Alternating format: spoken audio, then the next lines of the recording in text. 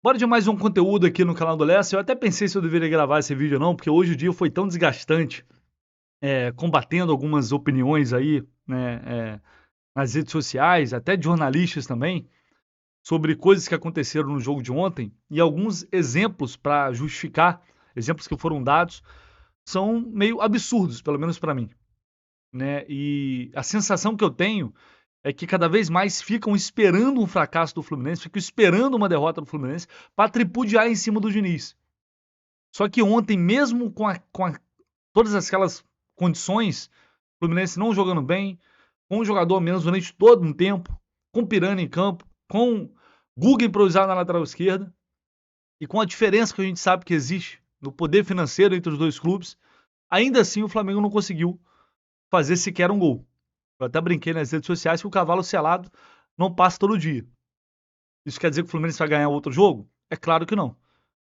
Só que eu não acredito que o Fluminense vai ser dominado assim, de maneira da forma como foi, em 2, 3 jogos consecutivos.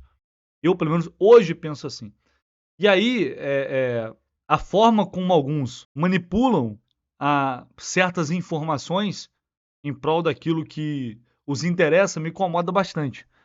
E é por isso que eu resolvi trazer aqui para vocês também e a súmula do Anderson Daronco, onde ele explica a expulsão do Felipe Melo. Eu vou pedir para você deixar seu like aqui, se inscrever no canal do Léo se você ainda não está inscrito, por favor, muito importante, conto muito com vocês, não se esqueçam, tá? Vamos lá. Primeiro a publicação aqui do jornalista Rodrigo Matos. Ele diz aqui, o Diniz pensa diferente, mas como a maioria dos técnicos, só falou de arbitragem ser amassado pelo Flamengo. Tinha razão nas faltas excessivas. De resto, apelou até ao clichê de que o Flamengo é sempre favorecido, citando lances aleatórios. Pouco falou da tática onde foi dominado. O pisão do Gabigol no Ganso é discutível, longe dessa certeza que ele tem, pois para mim não é discutível. A certeza que o Diniz tem é que eu também tenho, e qualquer pessoa isenta que vê aquilo vai perceber que ele pisou de propósito no Ganso. Isso é evidente. Na imagem não dá para saber sobre intensidade nem se foi intencional, né? Não dá para que se você tiver com má vontade aí não dá. Pode ser que sim, pode ser que não, então fica com o árbitro de campo decidiu. Você imagina se fosse o contrário. Pensem se fosse o contrário. Aí o Diniz atribui o domínio do Flamengo no primeiro tempo a motivação pela final. Então, quando o Flu exibe um futebol dominante, é o gênio Diniz. Quando é dominado, aí é motivação. Mas Diniz classificou a defesa do Fluminense de brilhante, defendeu-se bem mesmo. Mas brilhante um time que joga todo retrancado, times bons, mesmo com 10, jogam, viu? Tem toque de bola, contra-ataque. E o time dele não teve nada disso, abdicou. Mas é brilhante, tá bom. E aqui tem uma troca, eu respondi aqui, educadamente, como estou fazendo aqui agora, estou discordando. Né? Não vou ofender aqui ninguém, não vou passar do limite, que não é esse o ponto. Até onde sabemos, o Diniz estava ali para analisar o Fluminense e não para ficar exaltando a atuação do rival, apesar de ele ter reconhecido a superioridade do Flamengo. Agora, se um time que tem um homem a mais durante um tempo inteiro não dominar e pressionar o outro, algo está errado. Ignorar o estado anímico do Flamengo para bater o Fluminense depois do baile da final do Carioca é ignorar um ingrediente tão importante para o futebol quanto o tático. Mas ainda tem o segundo jogo. E aqui eu rebati aqui os argumentos dele. E o ponto que eu tiro é o seguinte: isso aqui, esse último aqui, tentar reduzir o Fluminense é uma coisa que ele não é. Joga todo retrancado. Times bons mesmo, com 10 jogam, viu? Então quer dizer, o cara pega um jogo numa situação adversa, de fato, e quer fazer aquilo ali uma realidade. Como se o Fluminense se comportasse sempre assim. E como se o Fluminense não tivesse o direito de se defender quando não está jogando bem, porque nem sempre você vai jogar bem. Então o Fluminense não tem o direito de se defender quando está com um homem a menos durante todo o segundo tempo. Não, o Fluminense não tem esse direito, porque o Diniz é muito bom. Então ele não tem o direito de fazer isso. Só quem pode fazer isso são os outros. O Fluminense não pode fazer isso, não é permitido. Olha a profundidade da análise de futebol. Por isso eu estou falando que ficam esperando derrapar. Uma derrapada para tripudiar em cima. É a sensação que eu tenho. E aí quando se fala de arbitragem, chega uma hora, não, é só pegar um exemplo aí pegar uma média que a gente vai ver que o Diniz não fica falando de arbitragem todo jogo. Só que uma hora você cansa. Uma hora você enjoa, uma hora você não aguenta mais. A gente fizer um compilado aqui de erros absurdos que já foram cometidos contra o Fluminense só nessa temporada, a gente vai ter uma lista extensa aqui. Só que como é contra o Flamengo, aí sentem. Aí o Diniz não pode falar de arbitragem porque ele é muito bom.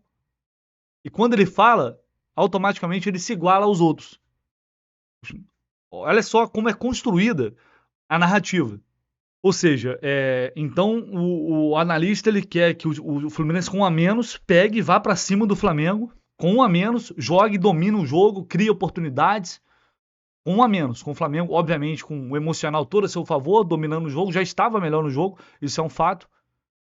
Mas o Fluminense não tem o direito de, naquele momento ali, jogar pelo resultado. Pelo resultado, para segurar o resultado, que naquele momento, diante de todas as circunstâncias, era um bom negócio. Mas sabe o que isso mostra para mim? Isso mostra o desespero.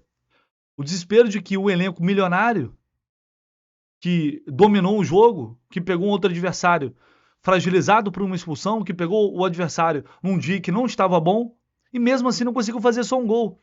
E isso, para mim, é um claro sinal de que o Fluminense está mais do que preparado para ser campeão. Estou falando isso por quê? Porque time campeão é forjado assim, eu falei isso ontem na live. Quando você não joga bem, e mesmo assim, nos jogos em que você não joga, óbvio que isso não pode ser uma constante, tem que ser exceção à regra. Nos jogos que você não joga bem, você pontua, você vence, você não é abatido por um adversário que tá ali, o que o Flamengo fez ontem, é o que se espera dele, pelos jogadores que tem, pelo investimento que tem. E ainda assim você não perde para esse adversário, você fica de 27 jogos na temporada, você não leva gols em 16. O recado que você passa é, amigo, você vai ter que ralar muito a bunda aí para ganhar da gente, não é pouco não. Então eu acho que o desespero vem daí, sabe? O desespero vem depois de um baile na final do Campeonato Carioca, agora nem quando joga mal consegue vencer. Podem vencer no segundo jogo? Óbvio que podem. E não estariam fazendo nada de absurdo, porque tem time e tem jogadores para isso. Mas a leitura que eu faço é essa. Se eu estivesse fazendo a análise do outro lado, eu estaria preocupado sobre como o meu time pega um outro que jogou mal, que não conseguiu impor seu jogo, que estava desfalcado, que estava com um a menos o tempo inteiro, e ainda assim esse time criou. No caso, o Flamengo criou mais ou menos 3 oportunidades claras e não conseguiu fazer sequer um gol. E eu estaria bastante preocupado com isso. E aí a gente vai aqui para o João Guilherme, que é uma pessoa que eu respeito, tá? Nunca me tratou mal, pelo contrário. Mas, quando você publica uma opinião, você está sujeito a discordarem dela, né? Ele disse aqui, o Fernando Diniz reclamou porque o Flamengo fez 21 faltas, muitas delas pressão feita na saída de bola. Em 2019, quando veio com o São Paulo no Maracanã, o time dele fez 27 faltas. E o Diniz foi exaltado porque conseguiu parar o time de Jesus. Apenas uma lembrança recente. E aí aqui... João, o São Paulo levou 4 cartões amarelos no jogo. A discussão não é o número de faltas. É a conivência da arbitragem com o jogo. Eu acho que isso é bem óbvio, né? A discussão, ela nunca foi sobre a quantidade de faltas em si. É a falta de pulso da arbitragem para tentar, de alguma forma, coibir o que para mim sim é um antijogo. Vão falar, porque tá marcando pressão alta. Vários times marcam pressão alta e não fazem a quantidade de faltas que o Flamengo fez lá no campo de ataque. E muitas faltas, é só pegar para ver, muitas faltas não era que o cara tentou roubar a bola. Não, porque ele viu que ele não conseguia pegar a bola, ele foi lá e fez a falta e matou o jogo. É uma estratégia válida. Eu, no lugar do São Paulo, faria a mesma coisa. A responsabilidade é da arbitragem. Simples assim. Isso faz parte do futebol. Quem tem que coibir isso é o árbitro, que é um frouxo, que está numa fase... Enfim. Olha a estatística aqui daquele jogo citado pelo João Guilherme. O Flamengo levou, o São Paulo, perdão, 4 cartões amarelos. O Flamengo fez 20 faltas nesse jogo. O Fluminense fez 5. Esse jogo era a estreia do Diniz. Ele tinha dado um treino. Eu fiz esse jogo no Maracanã, eu estava lá. Inclusive conversei com o Diniz aquele dia. Era o primeiro jogo do Diniz. E aí querer comparar esses dois jogos, é algo assim, beira inacreditável, cara. Aí teve mais cedo uma publicação também do André Rizek, Desculpa a minha ignorância tática, mas confesso que não estou entendendo esse auê com 22 faltas do Flamengo no jogo. Número absolutamente dentro da média. Desculpa, não é 22 faltas não é média para cada time? 50 faltas no jogo? Gente, se impressionando com essa bobagem em vez de reconhecer que ontem o time do argentino foi superior no jogo. Ninguém deixou de reconhecer isso. Todo mundo viu que o Flamengo foi superior no jogo. Só que a discussão não é em cima do número de faltas. É do critério do árbitro. Então, assim, será que todas essas pessoas elas não viram o que aconteceu no jogo? Não dá pra diferenciar uma coisa da outra? Que o Flamengo venceu, aliás, não venceu. O Flamengo conseguiu empatar o jogo, mas jogou melhor, só que impediu o outro de jogar com faltas táticas anti-jogo, que deveria ter sido minimamente coibido com a arbitragem. Você pode amarelar e os caras continuar fazendo. Mas você tá mostrando, eu tô vendo o que você tá fazendo.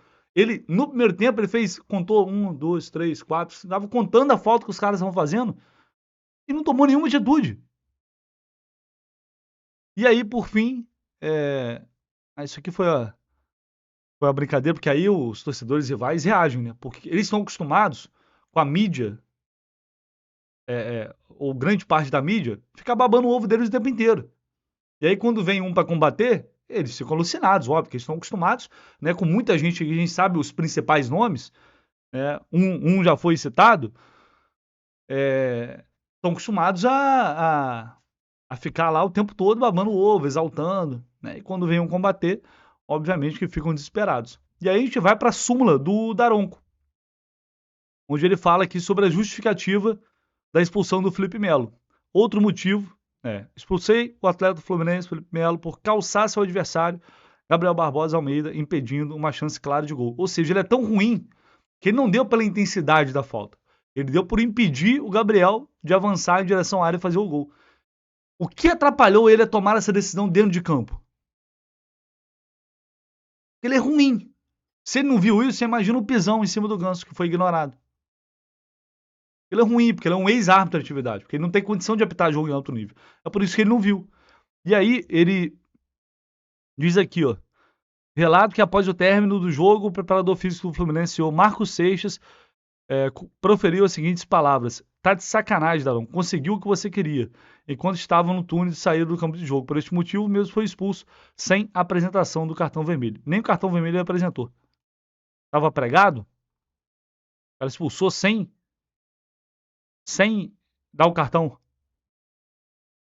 E também expulsou o Jefferson, que é o outro preparador físico. Você está de palhaçada. O que você fez hoje foi um absurdo. E é isso. Aí foi a súmula do Daronco. Fácil, né? É muito fácil. Chego à conclusão que apitar no Brasil desse jeito e é muito fácil.